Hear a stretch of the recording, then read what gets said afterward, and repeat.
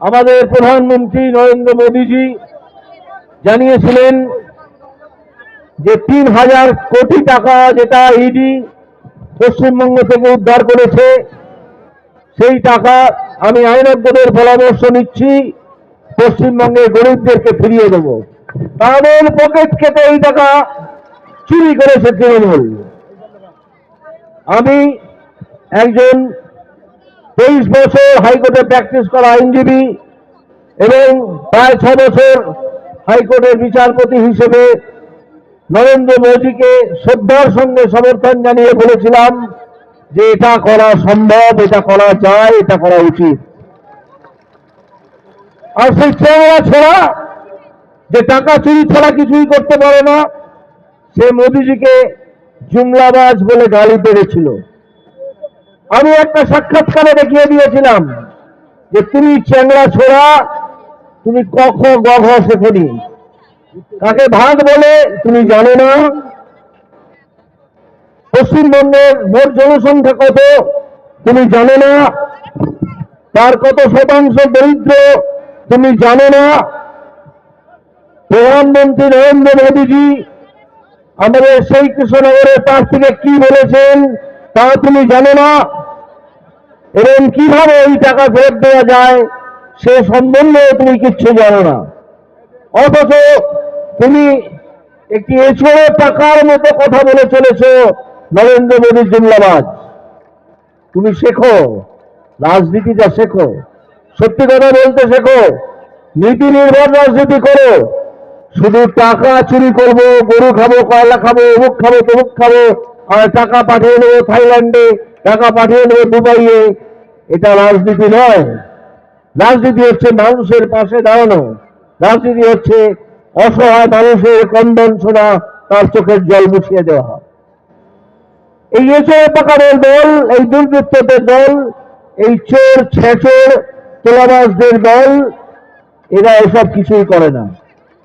এরা চাকরি চুরি করেছে শিক্ষামন্ত্রীর জেলে, এরা খাদ্য চুরি করেছে খাদ্যমন্ত্রীর জেলে, শিক্ষামন্ত্রীর সহচর 9 জন আমলা জেলে, তাদের দালাল অন্তত 11 জন জেলে, সব গাড়ি খাচ্ছেন।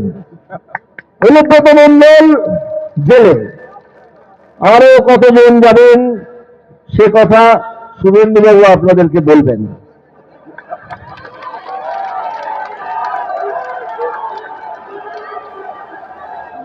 একটা ছোট্ট ঘটনা বলে আমি আমার বক্তব্য শেষ করব, আর দীর্ঘায়িত করব না।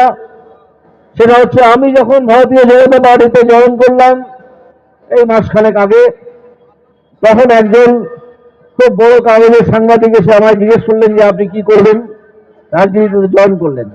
বললাম আমাকে আমার দল যা নির্দেশ দেবে তাই করবো। আর কি করবেন? ঘুরবো, মাঠে ঘাটে মানুষের পাশে যাব। এখানে তো শুধু বিচার ব্যবস্থার উপরে বসে থাকতাম, এখন মানুষের পাশে যেতে হবে, মানুষের প্রচুর অসহায়তা। এবার তিনি হেসে বললেন, তৃণমূল সম্বন্ধে স্যার আপনাকে আর কিছু করতে হবে না, ওকে শুভেন্দু অধিকারী একাই শেষ করে দিয়েছে।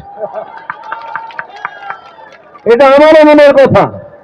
সারা পশ্চিমবঙ্গ দৌড়ে আমাদের বিরোধী দলনেতা যেভাবে তৃণমূলকে দুর্বুজ করছেন, প্রতিদিন গুলিয়ে দিচ্ছেন, মমতা ব্যানার্জি তার মানসিক ভারসাম্য হারিয়েছেন বলেই মনে হচ্ছে।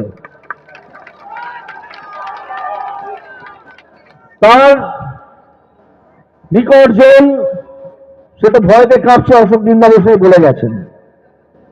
আপনারা শুধু এইটুকু করেন যে আপনাদের চেনা পরিচিত যারা এই জেলার বাইরে বা অন্য রাজ্যে আছেন তাদেরকে একটা ফোন করে বলুন যে এবারের ভোটটা বিজেপিকেই দিতে হবে এবং বিজেপি প্রার্থীদের দিকে দিকে জয়ী করুন। তাহলে এই তৃণমূল কংগ্রেস, যেটা একটু আগে বলেছি, অলরেডি ভেঙে গেছে ভেতর থেকে, তারা নিজেরাই ধসে পড়ে যাবে। ডিসেম্বর মাস অব্দি আমি তাদের মেয়াদ দেখছি না, এই বছরই ভেঙে যাবে। আর যদি কোনো কারণে তা না হয় তাহলে 1.5 বছর মধ্যে 2026 আছেই, তাদেরকে গুড়িয়ে দিতে হবে। এই দুর্বৃত্তদের, চোরেদের একদিনও আর ক্ষমতায় থাকা রাখা যাবে না। এরা পশ্চিমবঙ্গকে শেষ করেছে। এই বলে আমি আমার বক্তব্য শেষ করছি। আমার প্রণাম জানিয়ে আপনারা বিজেপিকে জয়যুক্ত করুন এবং আপনাদের আত্মীয় বন্ধু স্বজন যারা আছেন, যে কথা বললাম, তাদের কাছে অন্তত একটা ফোন করে বার্তা দিন, যেবারে इसके बार 400 पार।